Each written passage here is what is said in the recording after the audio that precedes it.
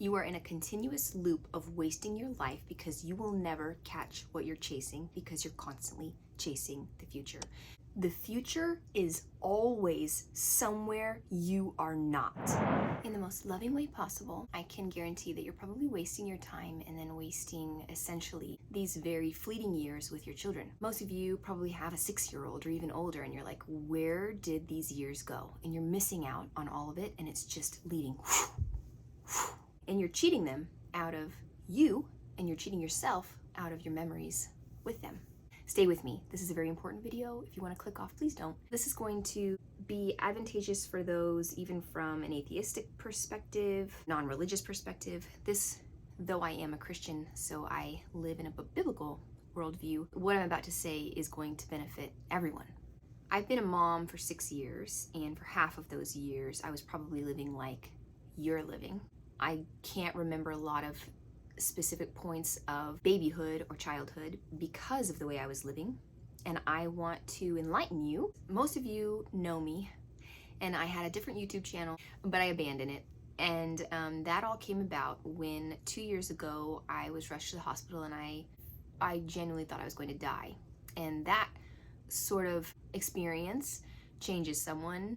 At a young age, I have stumbled upon some wisdom that has helped me the last 2 years at least, when I kind of abandoned my other YouTube channel and sort of disappeared from Instagram and I didn't have a social media presence at all, is because I've been working on this concept and learning about what scripture says and praying and practicing this lifestyle change that I am about to hopefully help you embark on.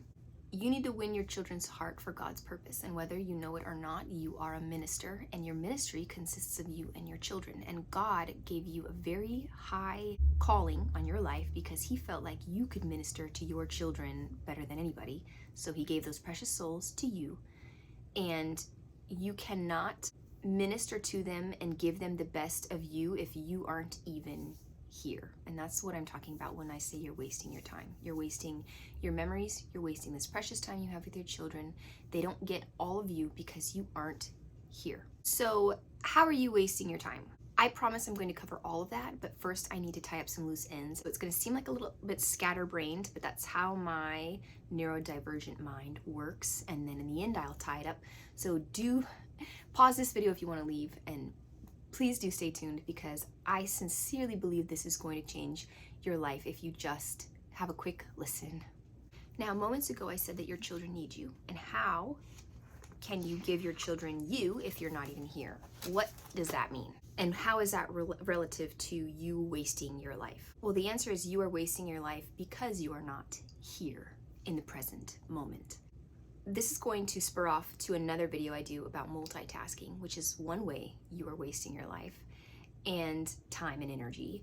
And the ways that you waste your life essentially are from your mind chatter, your multitasking, and your mind wandering while you're supposed to be living with your children and whoever is with you, or even just alone, you're supposed to be living, and you are not living right now because I guarantee you are thinking either into the future, which is where anxiety is produced, or you are meddling in the past, which is where depression comes from, and you are not living right now. In the Bible, it tells us that we are to be joyful. And how can you be joyful if you're full of anxiety and depression? So you are wasting your life because you're not present. And in a couple minutes, I'm going to tell you how you can be more present and how that relates to your life directly as a mother, as I assume most of you that are watching are mothers probably, and the different ways that you are wasting your life. Because once you identify the different ways you're wasting your life, you can start to fine tune your mind and put the act of being present into practice.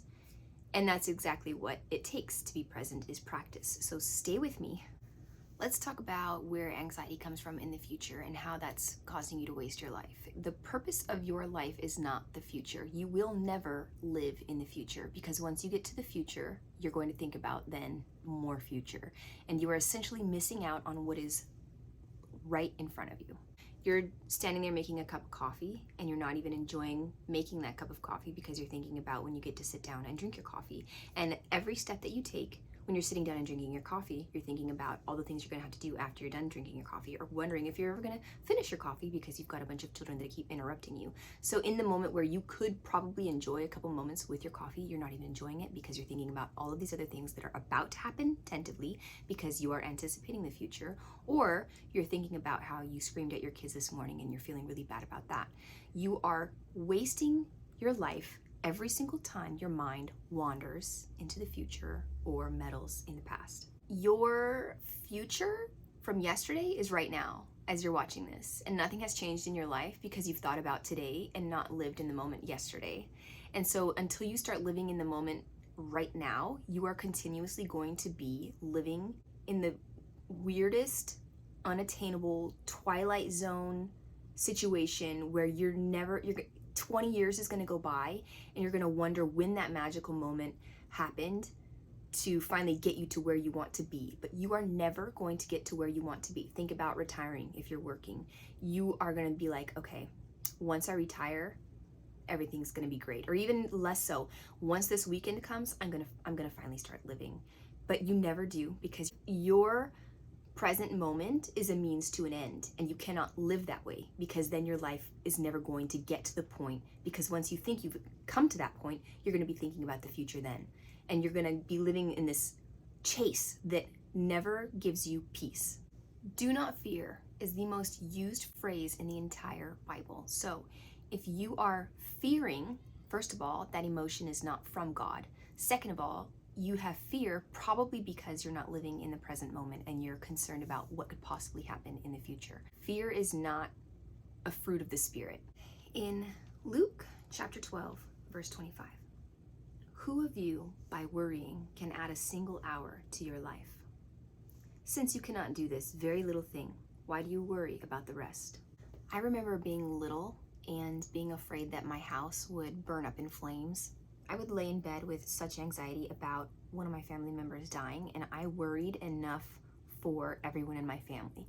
I was the infamous worrywart. I have videos on my old YouTube channel where I talk about anxiety. I've been to professional psychologists. I've been searching all over the secular world for an answer, for help with my anxiety, and I never found it until I found peace, and that can ultimately only come from God, who has the ability to fulfill you completely. Nothing else in this world will. The Bible tells us everything we need to know about how we need to live, which means not fearing, not having anxiety, not having depression. It tells you how to do those things, and it comes from living now in the present so that you can experience joy. All of those things are biblical, and it's what you need in order to give your child all of you. How can you give your child all of you if you're not even home in your mind? You're not even there. You're gone. You're in the future. You're in the past. You're sitting right in front of them. You're not even enjoying them because you're not even there. I would lay in my bed at night when I was a kid and just cry, thinking about someone dying, and all of those years I spent hoping someone wouldn't die never added an hour of life to my sister's, who was killed a couple years ago. And I can only wish that I was fully alive in that moment with her, because I remember announcing a pregnancy, looking at her with my boys who needed naps and everything's going crazy, right? She's in the out front, and I can see her so clearly with my brother-in-law and my husband and my brother, and they were all standing out in the driveway, and I was holding on to one of my kids, looking out the window, and I just gave a quick wave, assuming that I would see her again. And I wasn't even relishing in that moment. I wasn't even with her because I was thinking about everything that I needed to do. I needed to do naps. I needed to do diaper changes. Someone needed to eat. I needed to clean up from the pregnancy announcement. I needed to do all of these things, and I never even really enjoyed that day with her because of where I was in my mind. And I refuse to miss out on my husband and children in that same way, because worrying about her dying didn't stop her from dying, because she was taken sooner than anyone was even prepared for. It's not a matter of if they die. They're going to. Someone is going to die. And I refuse to cheat myself out of my life with them by not being here. How can you enjoy your loved ones if your mind isn't with them? Use your time to live so that you can fully love. And that happens by being fully here, now. So my point is, you are wasting your life because of your mind chatter, your multitasking, your mind wandering, you are living in the future, this unattainable thing that you're never going to get to, and then you're meddling in the past, depressed about all the stuff that you've gone through, and you're missing out for your entire life on living. And when you're 70, you're going to be like, dang, where did all that time go? What was I even doing? You weren't doing anything because you were living in this invisible land that doesn't even exist in your mind instead of being right here in the present. The good news is it takes practice, and it probably takes reminding yourself by coming back and watching this video every couple of months to refresh you until you can form a new neurological pathway in your mind. I want to emphasize that it is possible to create new pathways if you practice. And I guarantee that even by the next hour, when you think you're going to live in the present, you're going to find yourself wandering again. And I want to invite you to notice that. Even speak it out loud, like, oh, I was just in the future. And then it tells yourself, hey, put yourself in check, let's try again. And it takes practice, and you're gonna fail, and you're gonna fail, and you're gonna fail. It's taken me 2 years to develop a more present state of mind so that I'm not, and even still, I say to myself out loud, when I'm sitting down on the couch and my kids are right in front of me, I think, oh, I'm in the past, mental annotation, and then I'll bring myself to the present again. It is so much easier now for me because I've been practicing this for so many years. When I first embarked on this journey, it was a constant struggle for months. What kind of things will jar you into the present moment without your mind wandering? One is noticing what you're thinking about and identifying that thought. Future, past, and then trying to look at things around you in the present. And this can be so hard for some people, especially if you suffer from, I had paralyzing anxiety. I'm not saying that you can magically stop being anxious. It took me about a year of praying and practicing living in the present for my anxiety to subside to the point where I can say that I don't think I have anxiety anymore at all. And if you've known me for a long time, you knew that my anxiety was super bad. But because of my life events, it turned me toward God, praying and Bible study, to help me to understand what I'm supposed to be doing to get rid of that anxiety. And it's to be joyful. And how can I be joyful? To live in the present. How do I live in the present without thinking about the future or the past? How do I then stop my mind from going to the future or the past? Well, good news, it takes practice. And with practice, you will achieve it. You have to remind yourself, maybe put a sticky note on your mirror, maybe make it the cover of your phone. Be present, and it'll help you to focus on what's happening right now. And one way that is helpful is going outside, because being outside, for some reason, I personally am able to be in the present more when I'm outside. And you engage your senses. Some people are more sensitive to smells or sight. Some people are more to sound. Some people more to touch. And some people with their emotions. And so you have to focus on your senses, because your senses are what is experiencing the present. You're sitting outside in the grass and you're watching your kids. Your mind is wandering. You're thinking about how you need to go start dinner. What are you going to make for dinner? Oh, I forgot to order that on the grocery list. Where can I go to get that? And then you're just like thinking, and you're not even with them again. Skirt. Try to focus on your senses. Feel the grass in your hands, or smell the dirt, or look at your kids and listen to the things that they're saying, and practice being with them right now. And if your mind starts to try to wander, then just start to note all the sounds around you. Can you hear a car in the distance? Is there a plane in the sky? Are you listening to the trees rustle from the breeze? There are so many different approaches to try to help you to be present, and practicing them and then messing up and then practicing them again is going to form those new pathways in your mind, and it's going to help your mind to stay still. And once you can achieve, be careful, because this can go down unbiblical realm of mindfulness and all of this, which there is a bit of truth in that. But we all know that Satan uses truth with a lie to get you to believe in what he wants you to believe. Satan is very smart. Satan isn't going to come with something completely random and expect you to believe it. Satan is going to take the truth from the good and turn it into something evil to try to catch you in a snare. So this different new age mindfulness stuff is helpful so long as you keep the truth in mind and your focus on God and use the Bible's truth to help you stay present and practice that mindfulness without going into this meditation on your energy and all of this occult stuff. So at the end of the day, something that I used to do, I don't need to do it anymore, but something that I used to do when I was starting to realize I was wasting my life was I would lay down at night and I would think, how good did I do at staying in the present today? Oh my gosh, I did terribly at staying in the present today. That often happened when I was feeling very overwhelmed. I lost my focus and I just wasn't very present. And I would take note of that. You can keep a diary next to your nightstand or tap it into your phone, and then just take note of how present you were that day.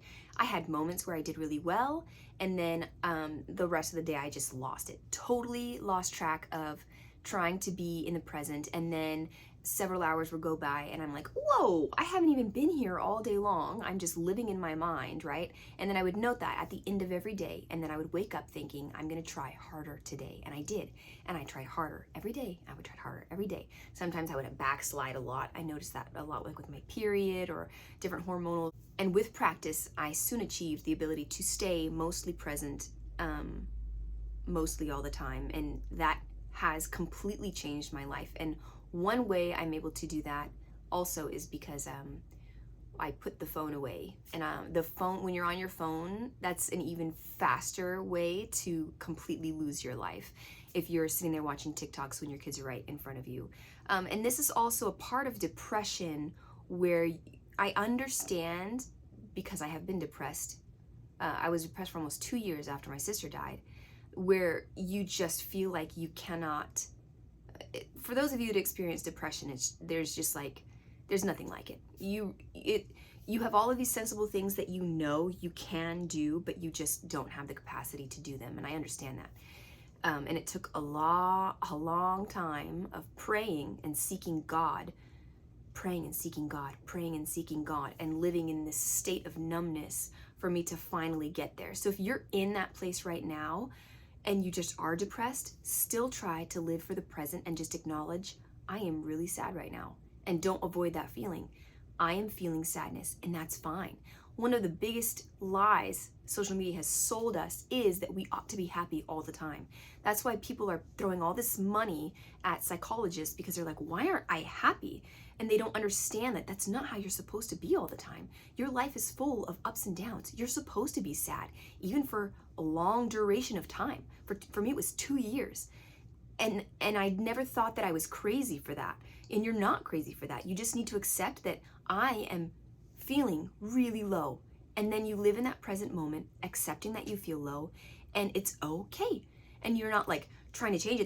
There's nothing wrong with you. God didn't make us to live happy all the time. If you read in the Bible, we are not called to be happy. We are called to be content. Happiness is very much determined by your circumstances, whereas contentment is not defined by your circumstances. Contentment is very much being where you are in life, whether that be sad or happy, and just living with that acceptance that you're feeling some type of way, and knowing that life is like this and it's going to change sooner or later, and you're not pressing yourself because you think something's wrong with you, and that causes more anxiety and depression. You just know that, hey, I'm sad right now, and there's nothing wrong with that.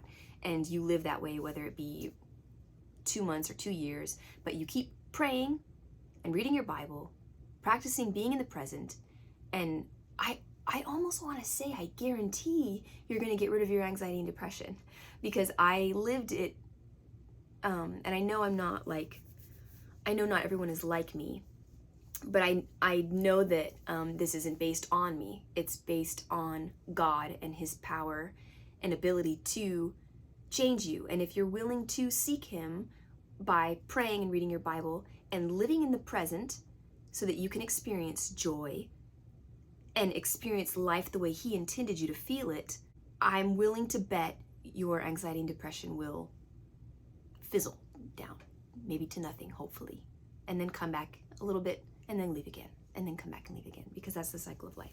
So I just wanted to sum up. I wrote something here. What did I write? I wrote, what reality is right now, not what you think you're going to do tomorrow. The past is a thought arising in your present, and the future is an anticipation of your present. We manage to live totally disconnected And how much of your week do you remember last week? How much intentional time did you have with your kids? Peace is a fruit of the Spirit. That's less anxiety, which the Bible tells us not to have. You can look in the book of Matthew. And how much of your phone did you browse last week? And how much of that do you even remember consuming? I swear the phone is like Satan. I really do. I think it's an avenue for Satan to just get you. So think about all that time you wasted last week on your phone or with your mind wandering, not living in the present at all. How much of life looks that way, and do you really want that to be forever? Because until you pull yourself out of your mind and plant yourself in this present moment, it's going to be. That's what the rest of your life is going to look like. So, friends, please find peace by living in the present. Pray and read your Bible. Get outside, use your senses. Stay in tune with what's happening right now.